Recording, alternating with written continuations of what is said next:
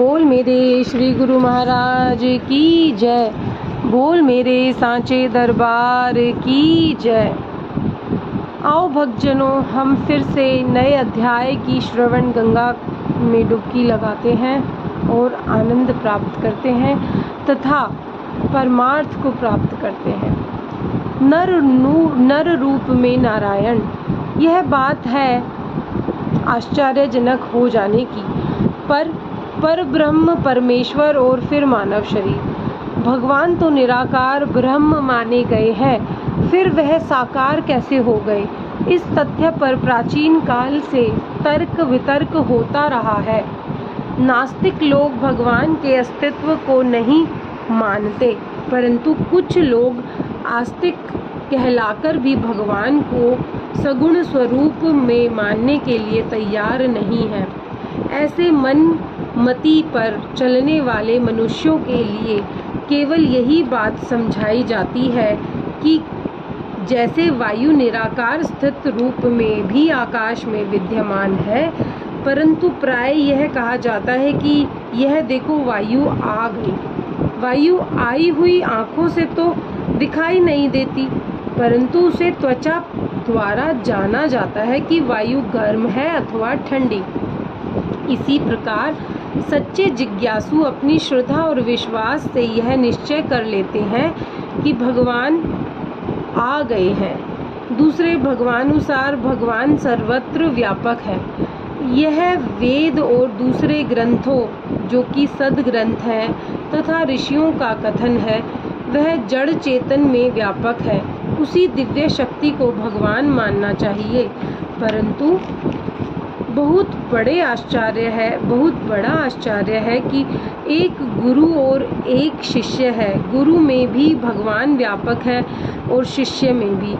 मैं यह जानना चाहता हूँ कि भगवान को शिक्षा देता है अथवा कौन सी ऐसी शक्ति है जो जड़ को चेतन बनाती है, अज्ञानी को ज्ञानी बनाती है। गोस्वामी तुलसीदास जी ने लिखा है, सोई जल अनिल संघाता, होई जलद जग जीवन जाता।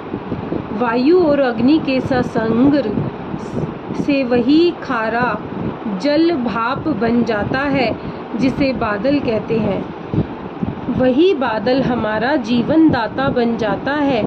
भगवान मर्यादा की स्थापना करने को आए। इसी बात का संकेत महादेव ने पार्वती को बालकांड में दिया। कैसे? जब जब होई धर्म की हानि, बाढ़ही असुर अधम अभिमानी। करही अनीति जाई नहीं बरनी, सीदही विप्र धेनु सुर धरनी। तब तब प्रभु धरि विविध शरीरा, हरहि कृपा निधि सज्जन पीरा। आनंद। प्रभु विविध शरीरों में प्रकट होते रहते हैं, कहीं विशेष और कहीं सामान्य रूप से। प्रभु की लीला अपरंपार है। मानव बुद्धि द्वारा उनके पावन चरित्रों का वर्णन संभव नहीं। भगवान ने हमें बताया कि मानव शरीर धारण करके यदि आप मानवता को चाहते हैं तो जैसे मैं करता हूँ वैसा कीजिए। यदि गुरु हमें क ख ग बोलने को कहे और यदि हम उनकी आज्ञा न माने तो हमारी अज्ञानता कदापि दूर नहीं हो सकती। हम मानव होते हुए भी पशुवत जीवन व्यतीत करके चले जाएंगे। आज का मानव रामायण को रामायण नहीं जानता। वह भगवान राम के चरित्र का मजाक उड़ाता है। वह इतना जड़ बुद्धि हो गया है कि मर्यादा का उल्लंघन करके अपनी मनोमयी भक्ति द्वारा भटक रहा है। कितना अच्छा होता कि हम भगवान के बताए हुए मार्ग पर चलते और माता पिता तथा गुरुजनों की आज्ञा में रहकर अपना बलिदान देते हुए सद्गति को प्राप्त होते। राम विमुख की यही दशा होती है जो आज भारत में हो रही है। हम जो कुछ भी करते हैं वह सब दिखावा और माया की प्राप्ति के लिए होता है। माया का पुजारी तो सदा दुखी है और राम का पुजारी सदा सुखी होगा।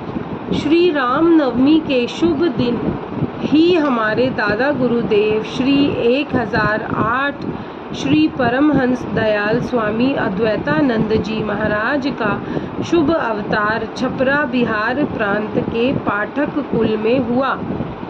आपके जन्म पिता श्री तुलसीदास जी पाठक के इनसे पहले के कुछ बच्चे स्वर्गवास हो गए थे, कोई और संतान न थी। श्री राम नवमी के शुभ दिन इनका जन्म होने के कारण बाबा तुलसीदास जी के हजारों सेवकों ने अपने आनंद को प्रकट करते हुए कहा, इस शुभ दिन तो आपको मिठाई बांटनी चाहिए, बाजे बजाने चाहिए। पूज्य पंडित श्री तुलसीदास जी ने सबको यह शब्द कहे। आज तो सारे भारत में घर घर खुशी हो रही है, मैं अलग खुशी क्या मनाऊं। हमारे दादा गुरुदेव की महिमा का वर्णन मन वाणी का विषय नहीं। आपने इस घोर कलयुग में लाखों की संपत्ति त्याग कर भी भरी जवानी में ही अपने जन्म नाम राम रूप को पहचानते हुए राम नाम का डंका बजाने के लिए स्वामी अद्वैतानंद के नाम से प्रसिद्ध हुए।